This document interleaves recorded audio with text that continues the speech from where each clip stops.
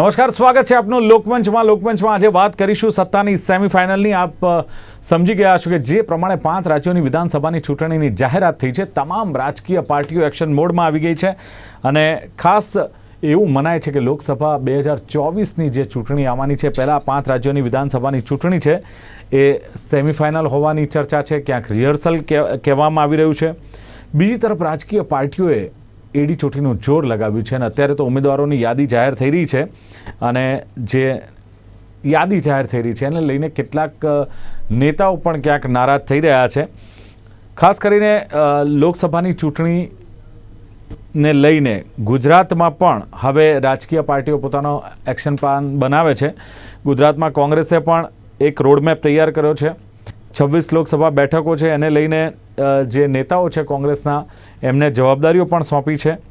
બીજું કે રાહુલ ગાંધીએ એક દાવો કર્યો છે કે 5 રાજ્યોમાં જે વિધાનસભાની ચૂંટણી છે કોંગ્રેસ જીતશે અને ખાસ રાહુલ ગાંધીએ કહ્યું છે કે ભાજપ તમારી સંસ્કૃતિ, ધર્મ અને પરંપરા પર હુમલો કરી શકે છે। તો અમિત શાહે પણ કહ્યું છે કે કોંગ્રેસ સત્તા પર આવશે તો વોટ બેંક માટે તૃષ્ટિકરણનું રાજકારણ રમશે। બીજું, મધ્યપ્રદેશ અને રાજસ્થાન માટે ભારતીય જનતા પાર્ટીએ કેટલાક સાંસદોને મેદાનમાં ઉતાર્યા છે। હવે જોવાનું રહેશે કે આ વ્યૂહરચના જે ભારતીય જનતા પાર્ટીની કેટલી સફળ રહેશે। રાજસ્થાનની સરકાર, જેમાં કોંગ્રેસની સરકાર છે, એમાં એન્ટી ઇન્કમ્બન્સીનો પણ ક્યાંક ડર છે। કાયદો વ્યવસ્થાને લઈને પણ જ્યારે સવાલો ઉઠી રહ્યા છે ત્યારે કોંગ્રેસ માટે રાજસ્થાનમાં મુશ્કેલી સર્જાય એવી પણ સામે વાત આવી રહી છે। બીજી વસ્તુ કે 5 રાજ્યોની કુલ 679 બેઠકો છે વિધાનસભાની, એમાં જો અત્યારનું ગણિત જોઈએ તો ભાજપ પાસે 217 છે અને કોંગ્રેસ પાસે 286 સીટો છે। એટલે એવું કહી શકાય કોંગ્રેસ પાસે ભાજપ કરતાં 69 બેઠકો વધારે છે। તો સૌની નજર છે સત્તાની સેમીફાઇનલ પર, કોણ જીતશે અને જે જીતશે તો લોકસભા પણ એ જીતશે કે કેમ એની ગેરંટી ખરી? આ મુદ્દે ચર્ચા કરવી છે। ચર્ચા કરવા માટે મારી સાથે જોડાયા છે ગુજરાત પ્રદેશ કોંગ્રેસના vice president doctor Hemang Vasavada મારી સાથે છે। હેમાંગભાઈ, સ્વાગત છે આપનું। સાથે જ ભારતીય જનતા પાર્ટીના નેતા સંજીવ પંચોલી મારી સાથે છે। સંજીવજી, આપનું પણ સ્વાગત છે। નમસ્તે જી સંજીવજી, પહેલા તો શરૂઆત આપનાથી કરીશ, કારણ કે ભારતીય જનતા પાર્ટી આ 5 રાજ્યોની વિધાનસભાની ચૂંટણી છે 2018માં જ્યારે ચૂંટણી યોજાઈ હતી ત્યારે એક પણ રાજ્યમાં ભારતીય જનતા પાર્ટી જીતી શકી નથી અને હવે શું દાવો છે કે કયા આધારે જનતા તમને સમર્થન આપે? કારણ કે સર્વે આવી રહ્યો છે એમાં કોંગ્રેસ જોશમાં છે, કોંગ્રેસ જોરમાં છે, કોંગ્રેસ આગળ છે, આ ચર્ચાઓ વચ્ચે સંજીવજી। દિલીપભાઈ, માનનીય નરેન્દ્રભાઈ મોદીના નેતૃત્વમાં ભારતીય જનતા પાર્ટીની કેન્દ્રની સરકારે જે વિકાસના કાર્યો કર્યા છે અને છેક છેવાડાના વ્યક્તિ સુધી એ સરકારની યોજનાઓ પહોંચી છે। કેરળ જેવો રાજ્ય કે જ્યાં વર્ષો સુધી ત્યાં નેશનલ હાઈવેની તકલીફ હતી અને આજે જ્યારે કેન્દ્ર સરકાર થકી કેરળનો હાઈવે નેશનલ હાઈવે બની રહ્યો છે, ત્યાં વંદે ભારત નામની બોટનું પણ લોન્ચિંગ થયું। એટલે જ્યાં ભારતીય જનતા પાર્ટીની સરકાર નથી ત્યાં ઓરમાયું વર્તન નથી, પરંતુ ત્યાં વિકાસના કાર્યોની વણઝાર છે। હમણાં જ માનનીય પ્રધાનમંત્રી દ્વારા રાજસ્થાનમાં પણ કરોડો રૂપિયાના કાર્યોના લોકાર્પણ અને સાથે સાથે ખાતમુહૂર્ત કરવામાં આવ્યા। એવી જ રીતે મધ્યપ્રદેશમાં ભલે અમારી સરકાર છે પણ એ વિકાસ સાથે એક શિવરાજસિંહ એક વિકાસશીલ પુરુષ છે અને માનનીય મોદીજીનું નેમ છે કે છેવાડાના વ્યક્તિ સુધી વિકાસ પહોંચવો જોઈએ અને આ દેશનું 360 ડિગ્રી ડેવલપમેન્ટ થવું જોઈએ। આ દેશનું ટેક્સ સ્ટ્રક્ચર બદલાવવું જોઈએ, લોકોની સુખાકારી વધવી જોઈએ, આયુષ્યમાન ભારત યોજના થકી લોકોનું સ્વાસ્થ્ય સુધારવું જોઈએ, જન ઔષધિ યોજના થકી છેવાડાના વ્યક્તિઓને રાહત દરે દવા પહોંચાડવી। આવા અનેક કાર્યો, ઉજ્જવલા યોજના હોય, ઉજાલા યોજના હોય કે પ્રધાનમંત્રીની અનેક યોજનાઓ, આ યોજનાઓ થકી દરેક રાજ્યોમાં ખૂબ લોકચાહના પામી છે। અને અત્યારે પણ આમ જોવા જઈએ તો રાજસ્થાનમાં જે રીતે ગેહલોતની સરકારમાં ભ્રષ્ટાચાર ચાલી રહ્યો છે, જો તમે આબુ ગયા હોય તો નખીલેક પાસે એક આખું જે પાર્કિંગ હતું ત્યાં અત્યારે માત્ર ને માત્ર લારી ગલ્લાને પથારા છે। આવું માત્ર એક જગ્યાએ નથી, તમે જયપુરમાં જશો, ઉદયપુરમાં જશો તો ઠેક ઠેકાણે ભ્રષ્ટાચારની એટલી મોટી બદબુ આવે છે અને ત્યાંના રસ્તાની પરિસ્થિતિ છેવાડાના ગામોમાં એટલી સદંતર રીતે બેહાલ છે કે આ બધું જોતા રાજસ્થાનમાં પણ ગેહલોતની સરકાર 100% ત્યાંથી એનો નિકાલ છે। કારણ કે આમે રાજસ્થાની પ્રજાનો મૂળ પણ એવો છે કે દર 5 વર્ષે રાજસ્થાનની વાત કરો છો, ગેહલોતથી સદંતર નિષ્ફળ છે। ભારતીય જનતા પાર્ટીએ મધ્યપ્રદેશમાં કોને મુખ્યમંત્રીના ચહેરા તરીકે ઘોષિત કર્યા છે, જણાવશો? નહીં એટલે ભારતીય જનતા પાર્ટીમાં અત્યારે મુખ્યમંત્રી શિવરાજસિંહ છે, ચહેરો ઘોષિત નથી કર્યો, પરંતુ જે રીતે સરકાર માનનીય મોદીજીના નેતૃત્વમાં કેન્દ્રની સરકાર ચાલી રહી છે અને મોડાવડી મંડળ દ્વારા એક શ્રેષ્ઠ વ્યક્તિત્વને ત્યાં મૂકવામાં જ આવશે. ओके, चेतन जी भी हमारे साथ जुड़े हैं. चेतन जी, आपका भी स्वागत है. जी धन्यवाद. आवाज आ रही है आपको? જી ડોક્ટર હેમાંગ વસાવડા, જે પ્રમાણે વાત ચાલી રહી છે કે ખાસ કોંગ્રેસ તરફથી દાવો કરવામાં આવે છે, રાહુલ ગાંધી કહી રહ્યા છે કે 5 રાજ્યોની વિધાનસભાની ચૂંટણીમાં કોંગ્રેસ જીતશે, કોંગ્રેસ સરકાર બનાવશે. કોંગ્રેસનો આ દાવો કયા આધારે થઈ રહ્યો છે અને શું માનવું છે કે જનતા તમને સમર્થન આપે? ચોક્કસ આપનો પ્રશ્ન ખૂબ સરસ છે. સૌથી પહેલી વાત કે જે કોઈ સર્વે થયા છે, કોઈ ન્યૂઝ ચેનલોના સર્વે છે, ક્યાંય પાર્ટીનો પોતાનો ઇન્ટરનલ સર્વે છે, ભલે ગુજરાતના મીડિયાને બહુ રસ નથી, નેશનલ મીડિયાની અમુક ચેનલોને આ 5 રાજ્યની ચૂંટણીના સર્વે અને આ બાબતની બહુ રસ નથી પડતો, એના કારણો પ્રજા જાણે છે. એટલે જે બધા રિપરકશન ફ્રોમ પબ્લિક આવે છે એ એવું આવે છે કે 5 સ્ટેટમાં કોંગ્રેસની સરકાર બનશે અથવા તો ભારતીય જનતા પાર્ટીની સરકાર નહીં બને. 2014માં જે કોંગ્રેસની સ્થિતિ થઈ હતી આ દેશમાં, એ દિશામાં 2023માં ભારતીય જનતા પાર્ટીની સ્થિતિ થઈ રહી છે. પંચોલી સાહેબે બહુ સરસ રીતે વાત ફેરવી લીધી.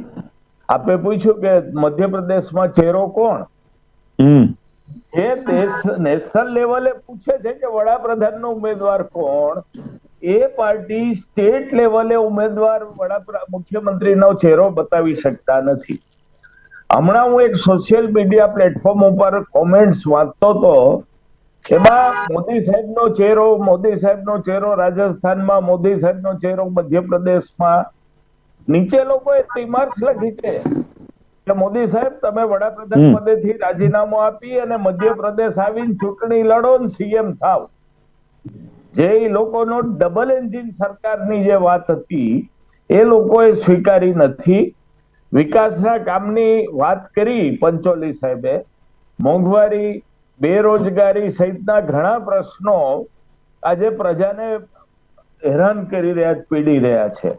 ખેડૂતોનો એ પ્રશ્ન છે. કોંગ્રેસે કામ કર્યું છે.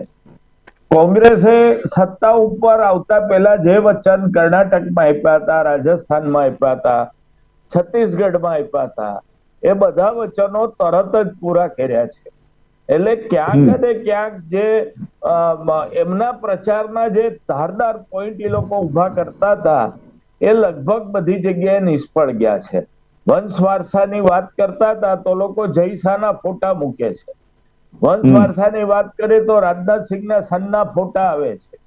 એટલે સોશિયલ મીડિયા ઉપર પણ જે વાતાવરણ ન્યુટ્રલી દેખાય છે એ ભારતીય જનતા પાર્ટીના પ્રચારના મુદ્દાઓને નલ કરતું દેખાય છે.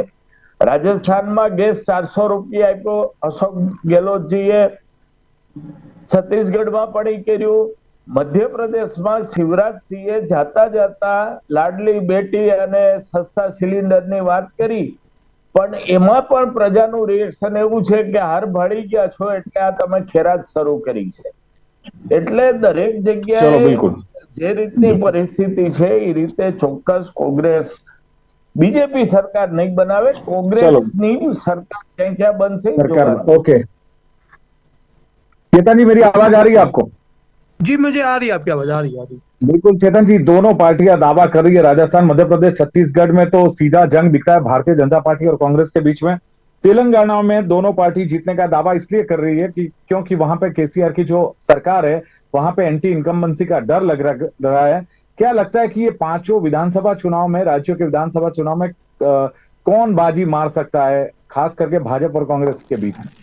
देखिए मैं ये समझता हूँ कि ये जो 5 राज्यों का चुनाव है इसमें 3 हिंदी भाषी राज्य, एक गैर हिंदी भाषी राज्य और एक नॉर्थ ईस्ट का राज्य। तो ये एक तरीके से अगर आप कहें कि 2024 के चुनाव का लिटमस पेपर टेस्ट है तो बात बहुत सही होगी। और दूसरी बात ये कि ये चुनाव जो है तीन स्टेट्स में ऐसा है जहाँ पे 2-2 हो रहा है, कांग्रेस वर्सेस बीजेपी, मतलब नेशनल पार्टीज के बीच में इलेक्शन है। तो कहीं ना कहीं खम दिखाने का चुनाव है। अब बात आती है कि किसके फेवर में ज्यादा स्थितियां हैं। वर्तमान में ऐसा लग रहा है कि कांग्रेस के फेवर में स्थितियां ज्यादा है। जितने भी ओपिनियन पोल के सर्वे आए हैं वो भी ये बताते हैं। और इसके अलावा एक जो माहौल भी है, जैसे अभी राहुल गांधी पिछले दिनों 2 दिन पहले नॉर्थ ईस्ट में थे, तो वहां जिस तरीके का उनको, हम लोग तो इस चीज को देखते हैं ना कि लोग किस तरीके से उनको रिस्पांस दे रहे हैं, वो बहुत महत्वपूर्ण है। पहली चीज जो एक इम्पोर्टेंट है, नॉर्थ ईस्ट में जिस तरीके से उनको वो मिला, तेलंगाना में जो उनकी रैलीज में भीड़ हो रही है, भाजपा भले ही कोई भी आज की डेट में ये बोल दे कि नहीं हम जीत रहे हैं, लेकिन आप देखिए ना रैलीज में भीड़ किसके हो रही है, लोग तो चेतन जी, भीड़ जो इकट्ठी होती है, लोग, चेतन जी, लोग जो जुड़ते हैं, भीड़ इकट्ठी होती है, वो क्या मत में परिवर्तित होंगे, वोट में परिवर्तित होंगे? हाँ, यहाँ मैं आ रहा हूँ, यही आ रहा हूँ। लेकिन एक तरीके से देखिए ना, जिस तरीके से तमाम राजनीतिक नेता कांग्रेस ज्वाइन कर रहे हैं, तेलंगाना में, मध्य प्रदेश में, ठीक है, छत्तीसगढ़ में तो ऑलरेडी उनकी सरकार, और जितने ओपिनियन पोल्स हैं वहां भी उनकी सरकार ही बन रही है। राजस्थान जहां पे स्पिन होता है, जो स्टेट स्पिन है, एक बार कांग्रेस एक बार बीजेपी, वहां भी इस बार आप देखिए ना कि भाजपा के टिकट वितरण के बाद भाजपा में भगदड़ मची हुई है। चाहे वो कर्नल ये जो अपने हैं राज्यवर्धन सिंह राठौर, उनकी सीट हो या अन्य तमाम सीटें, क्योंकि जो ये एक्सपेरिमेंट भाजपा ने किया ना सांसदों को विधानसभा का टिकट देने का, इस एक्सपेरिमेंट के खिलाफ लोगों में आक्रोश है। अब दूसरी बात है, लेकिन फिर भी मैं एक बात कह रहा हूं भाजपा के लिए, कि भाजपा की स्ट्रेटजी और भाजपा की एग्रेसिव कैंपेन, इससे कांग्रेस किस तरीके से लड़ेगी, किस तरीके से उसको काउंटर करेगी, ये इंपॉर्टेंट है। ये डिसाइड करेगा ये चुनाव किसके पक्ष में जाएगा। क्योंकि अभी जो स्थिति है ना, उसमें कहीं ना कहीं मैं कांग्रेस को एक स्लाइट वेटेज दे रहा हूं, उनको थोड़ा ऊपर दिख रहा है मुझको। और अब ये बात है कि अब चुनाव शुरू हुआ है, अब कैंपेन का दौर शुरू हुआ है, तो इस कैंपेनिंग में क्या है, वो भाजपा को कहीं पीछे छोड़ पाएंगे, क्योंकि भाजपा बहुत एग्रेसिव कैंपेन करता है। और चेतन जी, एक सवाल यहाँ उठता है कि भाजपा ने जो सांसद उतारे हैं दोनों राज्यों में, और वहां के जो मतलब दावेदार थे कि जिनको टिकट मिलने वाला था, वो लोग वहां के नेता नाराज है। क्या ये नाराजगी भारतीय जनता पार्टी को नुकसान करा सकती है?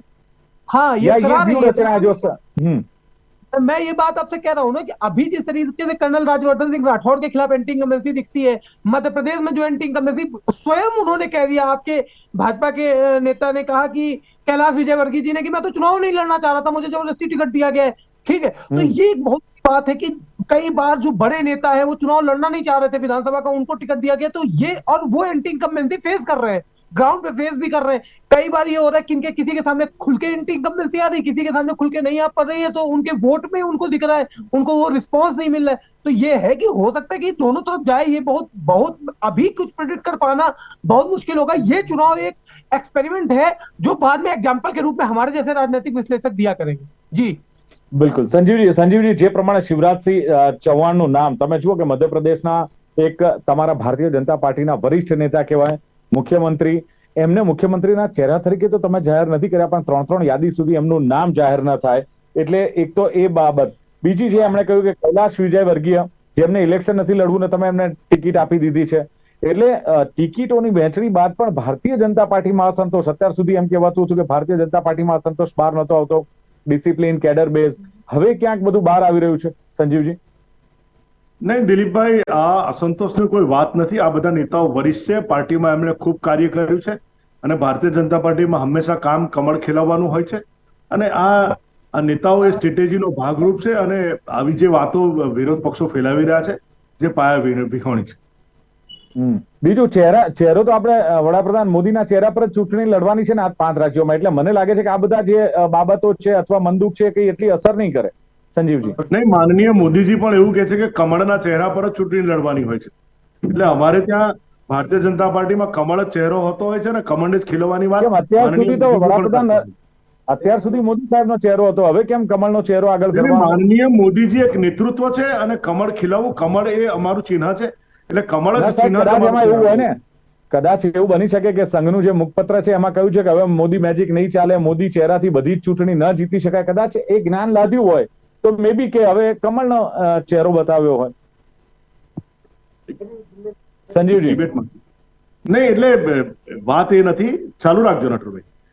વાત એ નથી દિલીપભાઈ, વાત એ છે કે ભારતીય જનતા પાર્ટી એક સંગઠનની પાર્ટી છે, અને લોક વિરાસતના કાર્યો ભારતીય જનતા પાર્ટીએ કર્યા છે, અને એ જ કાર્યો માનનીય મોદીજીના નેતૃત્વમાં આખા દેશમાં ફરીથી એકવાર આગળ લઈ જઈશું, અને રાજ્યોનો સવાલ છે ત્યાં રાજ્યોમાં પણ સક્ષમ નેતૃત્વ છે જે સાંસદોને ઉતારવામાં આવે છે, સાથે જે પૂર્વ મુખ્યમંત્રી અને માનનીય શિવરાજસિંહ જેમણે આખી જિંદગી ભારતીય જનતા પાર્ટીમાં એક નેતા તરીકે અને એક વિશિષ્ટ રીતે રાજ્યના એક મુખ્યમંત્રી તરીકે શ્રેષ્ઠ કાર્યો કર્યા છે, ત્યારે આવનારા દિવસોમાં ભારતીય જનતા પાર્ટીમાં એક સારું નેતૃત્વ હંમેશા સક્ષમતા સાથે તૈયાર જ હોતું હોય છે.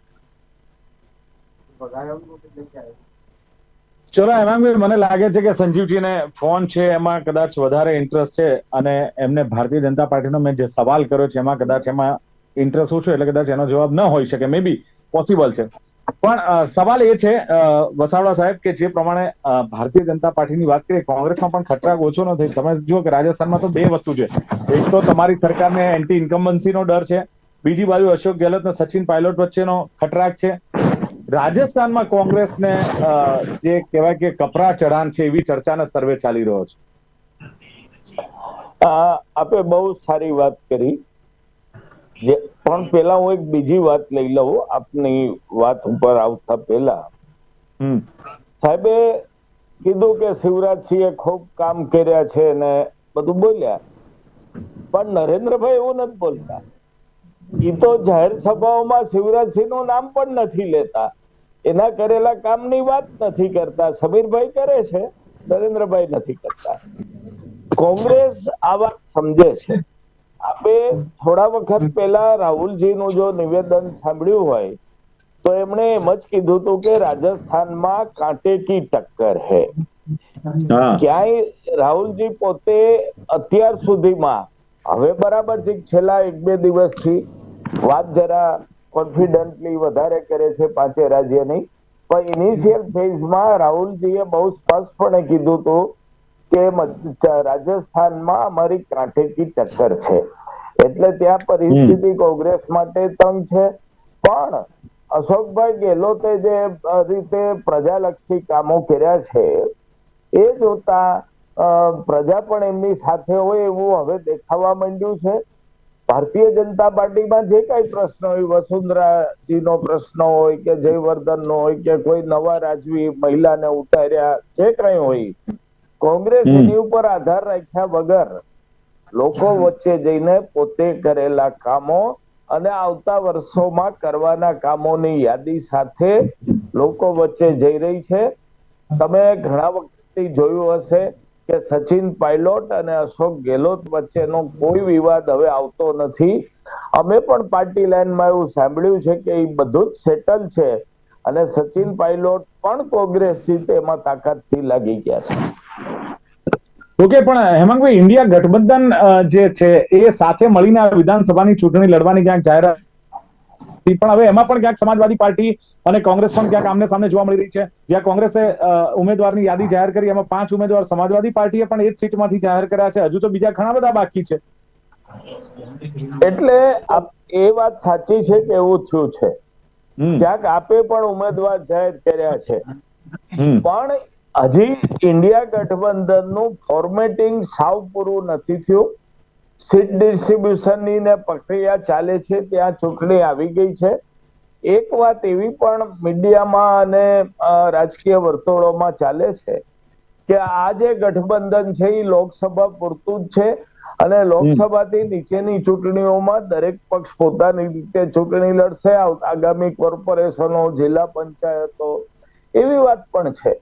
ओके ओके, चेतन जी क्या लगता है, अब मैंने जी चेतन जी क्या लगता है कि 5 राज्यों की जो चुनाव है वो आने वाले लोकसभा चुनाव पर कितना असर पड़ सकता है, और मान लो कि इससे भारतीय जनता पार्टी को ज्यादा समर्थन मिलता है या कांग्रेस को ज्यादा समर्थन मिलता है, इससे लेके लोकसभा चुनाव पर कितना इसका बूस्टअप मिल सकता है? देखिए, मैं